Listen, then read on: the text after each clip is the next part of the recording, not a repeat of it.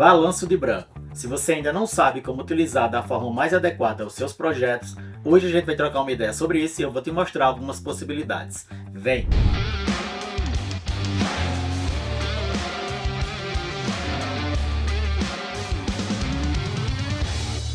Seja muito bem-vindo e muito bem-vinda a mais um vídeo aqui do canal. Espero que todos vocês estejam bem. E hoje a gente vai falar sobre um assunto que muitos conhecem, alguns desconhecem e alguns ignoram na hora de fazer sua foto ou seu vídeo, que é balanço de branco. Para vocês que não sabem, balanço de branco nada mais é do que você dizer para a câmera o que é branco naquela imagem. E existem alguns presets automáticos em praticamente todas as câmeras e até mesmo em celulares. Existe o preset de sombra, de luz do dia, de tungstênio, de flash. Existem alguns, eu vou deixar aqui do lado para vocês verem. Só que qual é o problema desses presets automáticos? Eles simplesmente levam em conta apenas uma parte desse disco cromático das cores, que é do quente para o frio, ou seja, do amarelo para o azul. E ignoram, de certa forma, o outro espectro desse disco, que é o magenta e o verde, que às vezes influem demais na nossa cena, e quando a gente ignora isso, acaba pagando um preço na pós. Sobretudo se você estiver trabalhando em equipe, e mesmo que você esteja trabalhando com o mesmo set, ou seja, 3 câmeras, 4 câmeras, 5 câmeras iguais e as mesmas lentes, ainda assim, esses equipamentos podem ler as temperaturas de forma diferente. Por quê? Porque existem lotes diferentes, existem atualizações que foram ou não foram feitas. O coating, que é o tratamento dos vidros da nossa lente, também podem ser diferentes, apesar de ser da mesma marca.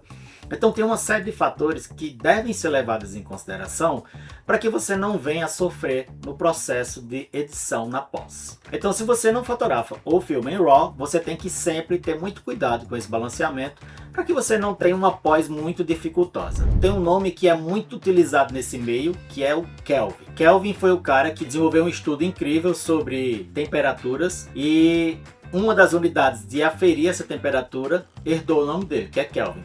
Inclusive não se chama graus Kelvin. Por quê? Porque Kelvin é uma unidade, diferentemente de Celsius e Fahrenheit, que é uma escala de medir temperatura. Eu sei que talvez não tenha a ver falar isso aqui, mas dê uma olhada aí no mundo da física que vocês vão chegar a essa constatação. Mas para além da aferição de temperaturas, as cores também têm temperaturas. E no cinema, na fotografia, nas artes, a gente sempre trabalha muito com cores para passar a mensagem que a gente quer. Então, dito isso, na hora de calibrar as câmeras, é extremamente importante que você tome cuidado com essa característica ou com essa configuração, porque ela pode simplesmente destruir o seu trabalho. Se você não faz o balanço de branco bem feito, ou se você sai de um ambiente que está sendo iluminado por uma luz e vai para outro que está sendo iluminado por outra luz completamente diferente, e você não faz esse balanceamento, muito provavelmente você vai deixar seu cliente muito irritado, porque você não vai conseguir corrigir esse tom. E o pior, se você não tiver como refazer essa cena, aí que o problema fica ainda maior.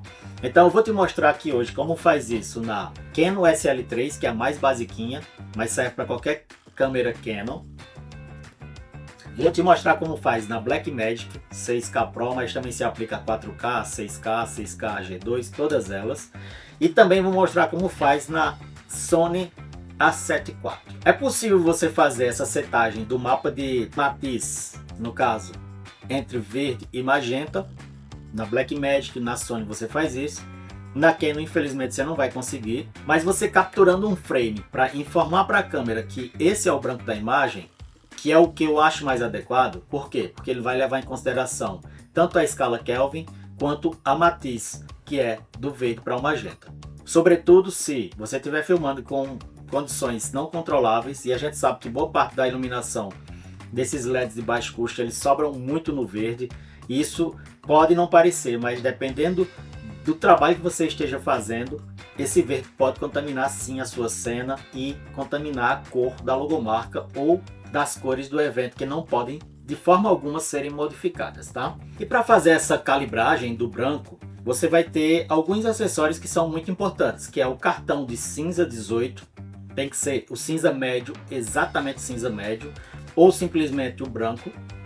Você vai informar para a câmera qual é o branco ou o cinza, também serve para fazer essa leitura. Ou simplesmente esse outro acessório aqui que tem o cinza de um lado e o branco do outro. Tanto serve para você fazer o balanço de branco, como para você fazer também a exposição. Além desses dois acessórios que eu acabei de mostrar, você pode simplesmente usar uma folha de sulfite branca, além de camisas, paredes e qualquer superfície branca que não seja tão reflexiva.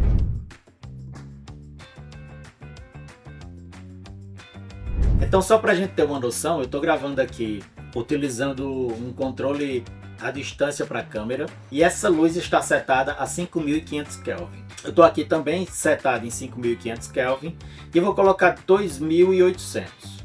Percebam que a cena ficou azulada. A câmera, ela faz o processo inverso. O 2800, ele simboliza uma cor quente. Porém, quando eu coloco 2800 na câmera, ele vai jogar azul. É como se fosse inversamente proporcional. Não sei se vocês conseguem compreender essa terminologia, mas era muito comum a gente usar na matemática básica lá da 8ª série, da 7ª série. Diretamente proporcional e inversamente proporcional. Então, quando a cena está quente e eu coloco 2800 na minha câmera, na verdade eu estou esfriando para chegar no tom branco. E aí, se eu quisesse que mesmo eu estando na minha temperatura aqui de 5500 estivesse mais quente, o que eu faria? Eu iria colocar um 7500, por exemplo. Veja como fica muito mais alaranjado, mesmo eu tendo uma cor que é entendida como fria, que é 5600, que é como se fosse a temperatura de cor da luz do sol entre 10 e 2 horas da tarde. Então, assim, é importante que entendamos isso, porque não necessariamente a gente vai precisar que esteja corretamente indicado o branco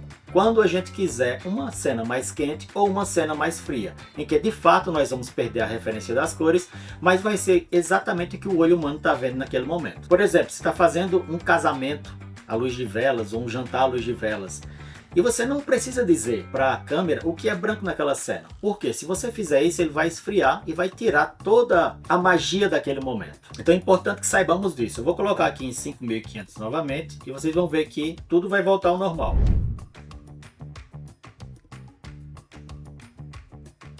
Aquela luz colorida ali de trás eu vou colocar em 5500 e essa luz azul também eu vou colocar aqui branca. Pronto. Todas essas luzes aqui estão brancas.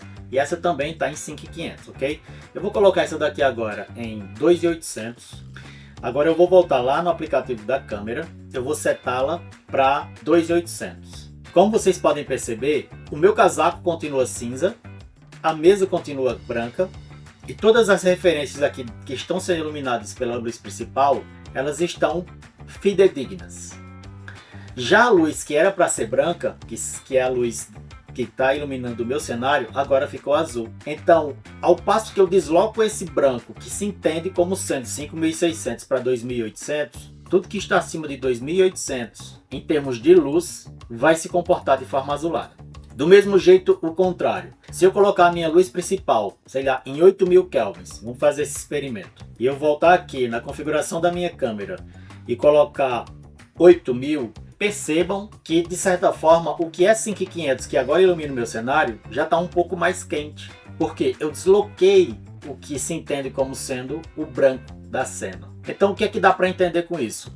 Que todas essas coisas, elas são relacionais. Ou seja, se o branco está em 5500, e eu setei minha câmera e a luz, o que está abaixo vai estar quente. O que está em cima vai estar frio. Do mesmo jeito que se eu setar a luz e a câmera para entender que 2800 agora é o branco, o que estiver acima disso vai estar extremamente frio, não mais branco como é entendido que é a iluminação do meio-dia. Agora eu vou voltar o cenário para o que era antes. Isso é que é bom ter tudo controlado por Epic, pessoal. Isso é vida.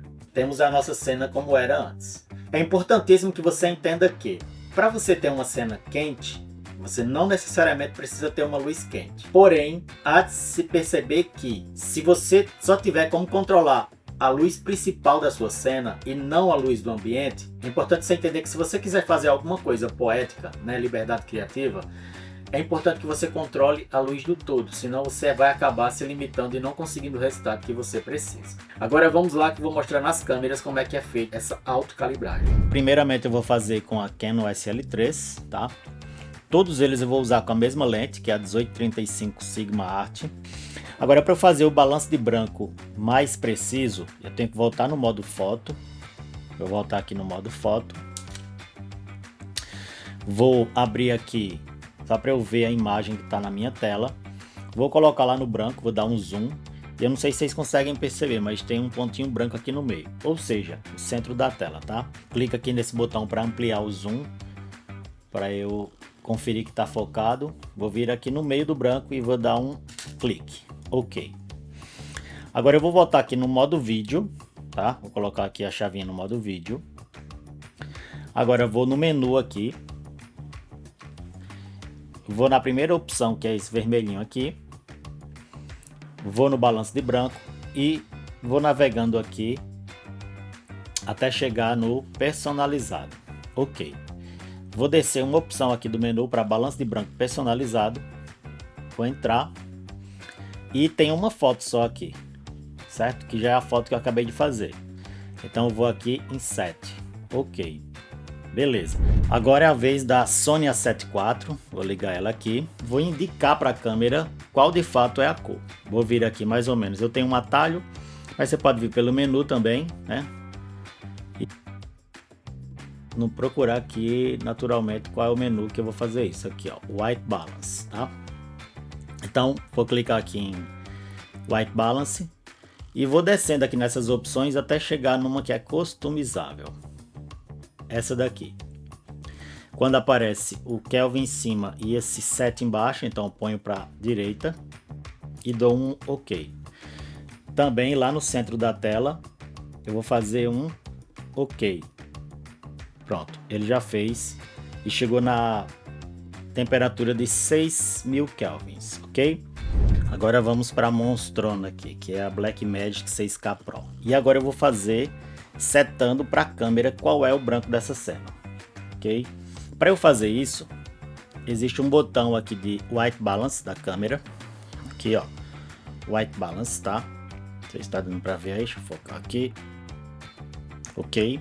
Vou apontar para o branco e vou simplesmente segurar ele por alguns segundos. Quando aparecer o quadrinho verde ali no meio, é porque ele já fez a leitura, tá? E ele leu aqui, eu não sei se vocês vão conseguir ver, vou botar aqui na parte mais escura, 5.500 Kelvin e a matiz, que é o tint 35, ok? Então, como vocês puderam ver, o assunto é simples, mas tem suas nuances. É importante, acima de tudo, que você entenda como o seu equipamento se comporta diante das diversas luzes ou das diversas situações, para que você faça o melhor uso possível. Ah, mas dá para usar o alto balanço? Dá para usar, em algumas situações vai ser muito prático e útil, mas se você quiser ter aquele controle total sobre a sua cena e não ter nenhuma surpresa quando chegar no computador para editar, indica sempre para a câmera qual é o branco da cena, nem que seja através dos presets, porque assim você pode poupar muito tempo de trabalho na pós, ou mesmo não correr o risco de não ter solução. Espero que tenha ficado claro, que eu tenha sido objetivo na explicação, apesar de que o vídeo ficou um pouco mais longo do que é de costume aqui no canal, mas é um assunto que pede que se estenda um pouco. Eu sei que eu deixei muitas outras coisas de fora dessas explicações, mas realmente nem sempre a gente consegue lembrar ou consegue colocar no roteiro na hora que está projetando esse vídeo. Se ainda restou alguma dúvida, se tem crítica ou sugestão, deixa aqui nos comentários, vai ser um prazer trocar essa informação com você. Caso eu não saiba responder, eu vou estudar e vou tentar esclarecer da melhor forma possível. E não deixa de se inscrever no canal, de deixar o seu like, isso é muito importante para que o canal continue crescendo como vem crescendo.